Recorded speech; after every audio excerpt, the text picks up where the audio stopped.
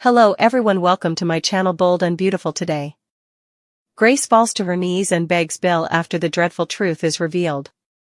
Bill offers to die in Liam's place after praying. While Poppy Nozawa was visiting John Finnegan at the hospital, Bill Spencer prayed and offered to die in Liam Spencer's place.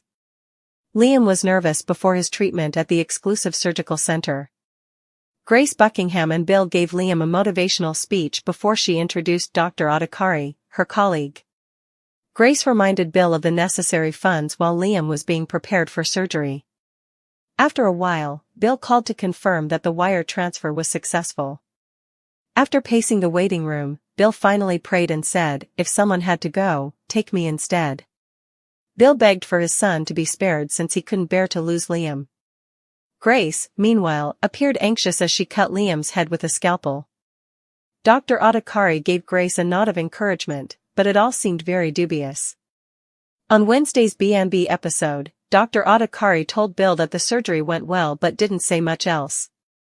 Bill marveled at the tumor's removal and Liam's chance at survival after Grace reassured him that they had performed a medical miracle. Bill said the odds were 1 in a million. Poppy approached Finn to talk about Luna Nozawa at the hospital, seemingly seeking closure. Although Poppy had many regrets regarding her daughter, she would be most troubled by her failure to be truthful about Luna's father. In the end, Finn didn't want to talk to Poppy about any of this and had to go take care of a patient. When Bridget Forrester discovered that Liam was not in his room, she was shocked. Bridget informed Finn of the confusing news after learning that Grace had already given Liam over to Bill's custody. Steffi Forrester, Hope Logan, Carter Walton, and Brooke Logan all discussed Liam's hero status at Forrester Creations.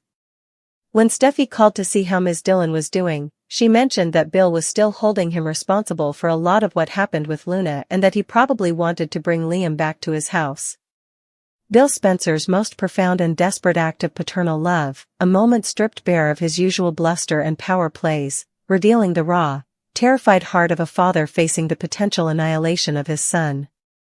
As Liam Spencer, pale and vulnerable beneath the harsh clinical lights, was prepped for the high-stakes, clandestine procedure orchestrated by the enigmatic Grace Buckingham and her colleague Dr. Adhikari, the weight of impending loss pressed down on Bill with crushing force. The pep talk delivered alongside Grace felt like whistling in the dark, a thin veneer of reassurance over the chasm of fear that opened within him. Even the swift resolution of the substantial financial demand, a mere phone call confirming a wire transfer, a transaction dwarfed by the stakes, offered no solace. It was just another lever pulled in Bill's world of control, rendered meaningless against the specter of surgical disaster. Left alone in the echoing silence of the waiting area, the relentless pacing a physical manifestation of his internal chaos, Bill Spencer, the titan of industry accustomed to bending the world to his will, found himself utterly powerless. It was here, in this vacuum of control, that his formidable ego fractured, giving way to a primal, spiritual plea that transcended wealth and influence. His voice, likely a choked whisper echoing off the cold tiles, rose in a prayer not of gratitude or bargaining for success, but of ultimate sacrifice. "Take me instead," he implored the unseen forces he so rarely acknowledged. "If someone has to go, take me." This wasn't a calculated move or a dramatic flourish, it was the unvarnished cry of a soul confronting the unbearable, the prospect of losing Liam, the son whose life had been a complex tapestry of fierce loyalty, bitter conflict, agonizing betrayal, and unshakable, albeit often tested, paternal devotion. Bill, who had weathered corporate coups, personal scandals, and violent confrontations, found his breaking point not in battle, but in the passive, terrifying wait. He couldn't fathom a world without Liam's presence, even with all its complications, the very essence of his being recoiled at the void Liam's death would create. His prayer was a raw offering, trading his own existence for Liam's survival, a testament to a love that, for all its flaws and tumult, ran deeper than any ocean he'd ever sought to own. Simultaneously, within the operating theater, the atmosphere crackled with a tension far removed from the sterile confidence expected of such a facility. Grace Buckingham, the architect of this desperate gamble, wielded the scalpel not with the steady hand of assured expertise, but with a palpable nervousness that seemed to vibrate through the instrument itself. The initial incision into Liam's head, a moment demanding absolute precision and calm, was instead charged with an unsettling hesitancy. Dr. Adhikari's silent nod towards Grace felt less like professional reassurance between colleagues and more like a coded signal in a high-stakes, dubious operation, amplifying the sense that something was profoundly amiss, that this medical miracle was being performed on a knife's edge of competence and ethics. The shoddiness pervading the room wasn't just implied, it was a tangible entity, clinging to the surgical lights and the gleaming instruments, casting long, ominous shadows over the procedure. When the surgery concluded and Dr. Adhikari delivered the terse, almost dismissive "it went well" to the anxiously waiting Bill, the lack of detail, the absence of the relieved enthusiasm typical of successful complex operations, felt deliberately evasive, a brush-off rather than a celebration. Grace's subsequent assurance to Bill, the proclamation of a medical miracle achieved, the tumor vanquished, Liam granted a miraculous second chance, rang with a hollow bravado, a performance aimed at mollifying the billionaire rather than conveying medical triumph. Bill, desperate for any shred of hope, clung to her words, marveling at the supposed eradication of the tumor and the 1 in a million odds overcome, yet the audience, privy to Grace's visible anxiety and the doctor's unnerving reticence, could only view this marvel with profound skepticism.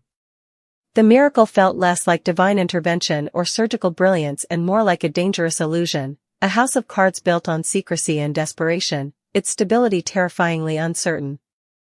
This central drama of life, death, and dubious hope unfolded against a backdrop of parallel searches for truth and stability elsewhere in Los Angeles. At the hospital, Poppy Nozawa's visit to John Finnegan was a poignant counterpoint to Bill's vigil. Her approach wasn't driven by medical concern, but by a deep, aching need for closure, specifically regarding the seismic revelation about her daughter, Luna Nozawa. The weight of her past decisions, particularly the colossal lie about Luna's paternity, a secret that had imploded lives and relationships, hung heavy upon her. This regret, she confessed to Finn, who served as an unwitting confessor due to his connection to Steffi and the fallout, was the specter that would haunt her the most. Poppy sought absolution or at least an understanding ear, but Finn, overwhelmed by his own professional responsibilities and likely the emotional maelstrom surrounding Steffi's family, offered no solace. His disinterest was palpable, a swift dismissal as he retreated into his role as a healer, leaving Poppy alone with her unresolved guilt, a stark contrast to Bill's all-consuming focus on his child. Meanwhile, Bridget Forrester's arrival at Liam's expected hospital room, only to find it empty, injected another layer of bewildering tension. The news that Grace had already discharged Liam into Bill's care struck Bridget, a medical professional herself, as deeply perplexing and medically reckless. Rushing this complex post-operative care, especially for a procedure as critical as brain surgery, defied all standard protocols. Her urgent update to Finn underscored the profound abnormality of the situation, transforming perplexity into alarm. It painted Bill's actions not just as protective, but as potentially obstructive, removing Liam from legitimate medical oversight into a hidden, controlled environment, further shrouding the already questionable procedure in secrecy. Back at Forrester Creations, the epicenter of the familial and romantic fallout that had indirectly led Liam down this perilous path, the mood was one of bewildered admiration mixed with simmering resentment. The conversation among Steffi Forrester, Hope Logan, Carter Walton, and Brooke Logan centered on Liam being a hero, a label born from his ill-fated attempt to shield Luna from the ugly truth about her paternity and his subsequent, accidental injury. This heroic narrative, however, was immediately complicated by Steffi's actions. Her call to check on Ms. Dillon, the witness whose revelation shattered Luna's world, demonstrated lingering concern for the collateral damage, but her subsequent words cut to the core of the unresolved blame. She pointedly presumed Bill would take Liam back to his mansion, a fortress against the world, and crucially, she still blamed him for a lot of what went down with Luna. This indictment was significant. Steffi connected the dots between Bill's initial, ruthless decision to expose Luna's paternity publicly, a move calculated to destroy Poppy and Lee, but which ultimately ensnared Liam and Hope, and the chain reaction of trauma that led to Liam's desperate act and his current critical condition. In Steffi's eyes, and likely others, Bill's earlier machinations were the detonator for the entire crisis, making his current desperate prayer and vigil a poignant, yet inescapably tainted, expression of guilt and love. His sacrificial offer couldn't erase the responsibility she laid squarely at his feet. Therefore, this dense tapestry of scenes weaves a complex narrative of profound paternal love expressed through an act of ultimate self-sacrifice, yet inextricably bound to doubt, secrecy, and the heavy chains of past sins. Bill Spencer's prayer in the surgical waiting room stands as his most vulnerable, human moment, a billionaire brought low, offering his life for his sons. It's the culmination of a tumultuous father-son relationship, laid bare in its terrifying simplicity. However, this raw emotion exists within a context thick with unease. The shadowy nature of the surgery, Grace's palpable nervousness, Dr. Adhikari's unnerving brevity, and the medically irregular discharge all cast a long, skeptical shadow over the proclaimed miracle. Is Liam truly saved, or is Bill, in his desperation, being sold a dangerous illusion? Simultaneously, Poppy's fruitless search for closure regarding her own paternal lie and Bridget's alarm at the breach of medical norms highlight the pervasive consequences of deception and the fragility of truth. And Steffi's unwavering blame reminds us that Bill's current anguish is, in part, a self-inflicted wound, the direct result of his own ruthless actions in the Luna paternity war. Bill prays to die in Liam's place, a gesture of pure, sacrificial love, but it occurs within an operating room shrouded in doubt, a hospital echoing with unresolved guilt, and a family landscape still scarred by the fallout of his own choices. His offer is noble, terrifying, and deeply human, but whether it reaches benevolent ears amidst the surrounding shoddiness, and whether it can absolve him or truly save Liam, remains agonizingly uncertain. The only certainty is the depth of a father's love, expressed in its most desperate, self-obliterating form, echoing in the tense silence where life, death, and dubious miracles precariously collide. Liam's miracle is not what it seems, scammer Grace's cover-up. Given that Liam Spencer's miracle is clearly not what it looks, Grace Buckingham will concentrate on her cover-up. Before the procedure, Grace introduced her colleague, Dr. Adhikari, and ensured that Bill Spencer was sending the money, but there is undoubtedly a nefarious element at play here. Fans of BNB witnessed Grace cut Liam's skull, but what transpired next? We're wagering that Liam never had a true tumor in the first place and that nothing happened at all. It's possible that Grace was coerced into rescuing brain-damaged people, telling them they had an incurable malignancy, and then offering them this incredible chance to live. Liam would have been a particularly good target for this scam because his father was quite affluent. It's possible that Grace staged the scans and gave Liam medicine to make him believe his symptoms were becoming worse before this miracle cure. Since he hasn't said much while on screen, Dr. Adhikari genuinely doesn't seem like a legitimate doctor. Although Grace says the tumor has disappeared and Liam is a medical miracle, it seems possible that Liam was never truly gravely ill. Naturally, Bill is ecstatic that the surgery appears to have gone well, so Grace may try to convince herself that everyone benefits from this. But if Bill realized he had wasted all that money, he would definitely not agree. Given that Bridget Forrester and John Finn Finnegan are wondering why Grace allegedly gave Liam over to Bill so quickly, they may be about to expose Grace's involvement in this fraud. Grace is still accountable for her decisions and will undoubtedly encounter criticism when everything blows up, even if she probably felt powerless if she and her girls were being threatened. For the time being, Grace will verify that the funds have been sent and appear remorseful for all the dubious activities. There will inevitably be some obstacles in the road, even though Grace hopes the remainder of this plan goes smoothly. Bill Spencer's palatial living room, thick with desperate hope and the cloying scent of expensive flowers meant to mask fear, hangs heavy even days after the supposed miracle. Liam Spencer, the son whose terminal diagnosis had shattered his world, sits blinking in the sunlight, a living, breathing testament to a medical marvel orchestrated by the enigmatic Dr. Grace Buckingham. Yet, beneath the surface of Bill's tearful gratitude and Liam's dazed relief, a corrosive truth festers, poisoning the very foundation of this joyous outcome. Liam's miracle is a meticulously constructed fraud, a multi-million-dollar con executed with chilling precision, and Grace Buckingham is now frantically spinning a web of lies to conceal the gaping void where genuine medicine should have been. The incandescent relief radiating from Bill Spencer, the relief Grace herself engineered, is the very spotlight threatening to expose the grotesque scaffolding of her deceit. Her focus has irrevocably shifted from the performance of the cure to the far more perilous act of sustaining the illusion, a cover-up born of equal parts terror and avarice, because the undeniable, terrifying reality is that Liam Spencer never harbored an inoperable tumor. His terminal illness was a malignant fiction, a diagnosis manufactured solely to separate his obscenely wealthy father from his fortune under the guise of a desperate, last-chance salvation. Recall the chilling prelude. Grace Buckingham, radiating an authority that now seems performative, introduced her colleague, the unsettlingly passive Dr. Adhikari, moments before the life-altering surgery. That introduction wasn't merely professional courtesy, it was a crucial piece of stagecraft, lending legitimacy to a theater of the macabre. More telling was Grace's laser focus on the financial transaction. Her insistence, her palpable tension until confirmation arrived that Bill Spencer had wired the astronomical sum demanded, wasn't the understandable pragmatism of a busy surgeon, it was the cold, calculated verification of payment received before the service could be rendered. It was the click of the cash register before the curtain rose on the main act. And what an act it was.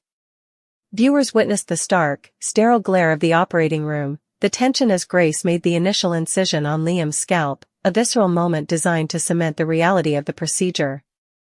But what followed that incision? The narrative deliberately obscures the crucial minutes inside the operating suite. The terrifying, inescapable conclusion, supported by mounting circumstantial evidence and the sheer implausibility of the miracle, is that nothing of medical significance happened after that initial cut. No tumor was excised. No delicate brain tissue was navigated. The surgical theater became a stage for pantomime. Liam Spencer never had a malignant glioblastoma. The scans Grace presented, the horrifying images that condemned him, were sophisticated forgeries, digital manipulations designed to induce maximum terror and maximum financial leverage. The scope of Grace's potential operation chills the bone. Was Liam merely the latest victim in a far more extensive, more monstrous scam? The theory coalescing with grim logic suggests Grace Buckingham, perhaps under duress herself, has been systematically intercepting patients suffering from severe, possibly traumatic, brain injuries. Exploiting their vulnerability and confusion, she weaponizes her medical credentials to convince them, and their terrified families, that their injuries are, in fact, devastating, inoperable tumors, death sentences disguised as misfortune. Then, like a perverse deus ex machina, she offers the impossible, an experimental, prohibitively expensive procedure, a miracle cure available only through her shadowy connections and requiring immediate, untraceable funds. The wealthy, like Bill Spencer, become prime targets, their desperation and resources making them ideal marks for this cruelest of competence tricks. Liam's symptoms, the headaches, the dizziness, the terrifying episodes, weren't the inexorable march of cancer but likely the insidious side effects of medications Grace herself prescribed. These weren't treatments, they were chemical props in her gruesome play, administered to mimic tumor progression, to deepen the despair, and to make the eventual success of her fake surgery appear all the more miraculous. Every wince, every moment of confusion Liam experienced wasn't cancer, but Grace's pharmacological puppetry, tightening the noose of belief around Bill Spencer's neck and wallet. Dr. Adhikari's presence now reeks of complicity or coercion. His on-screen demeanor, devoid of the commanding presence or specific medical dialogue expected of a lead neurosurgeon involved in a groundbreaking miracle, paints him as a hollow prop. Was he merely an actor hired to lend credence to the ruse, a silent partner in the fraud, or perhaps another pawn caught in the same web of blackmail that potentially ensnares Grace? His silence speaks volumes more than any medical jargon ever could. And now, Grace stands before the Spencers and the world, declaring Liam a medical miracle, proclaiming the tumor vanished. The sheer audacity of the lie is breathtaking. The tumor never existed, it cannot vanish. The miracle is non-existent, a shimmering mirage built on sand. Bill Spencer's overwhelming joy, his profound gratitude towards Grace, is the ultimate perversion. He is celebrating the expenditure of millions for absolutely nothing, adoring the architect of his son's unnecessary psychological torment. Grace might attempt to soothe her fractured conscience with the twisted logic that everybody wins, Liam is cured, Bill has his son back, and she secures the funds demanded, presumably by unseen, threatening forces. But this rationalization is tissue-thin, obscene in its dismissal of the profound violation inflicted. Bill, upon discovering the truth, that his agony, his financial hemorrhage, was orchestrated for a fiction, wouldn't see winners, he would see predators who exploited his deepest paternal fears. His rage would be apocalyptic. The tremors of doubt, however, are already beginning to crack Grace's carefully laid foundation. The brilliant Dr. John Finnegan and the experienced Chief of Staff, Dr. Bridget Forrester, represent the cold light of genuine medical scrutiny piercing Grace's fabricated narrative. Their pointed, professional questioning, why was Liam released into Bill's care so astonishingly soon after such supposedly complex, life-saving brain surgery? Where is the extensive post-operative monitoring standard for any major neurological intervention, let alone a miraculous recovery from a terminal condition? Is not casual inquiry. It's the first, systematic probing at the inconsistencies in Grace's story. Their medical expertise allows them to see the glaring anomalies that Bill, blinded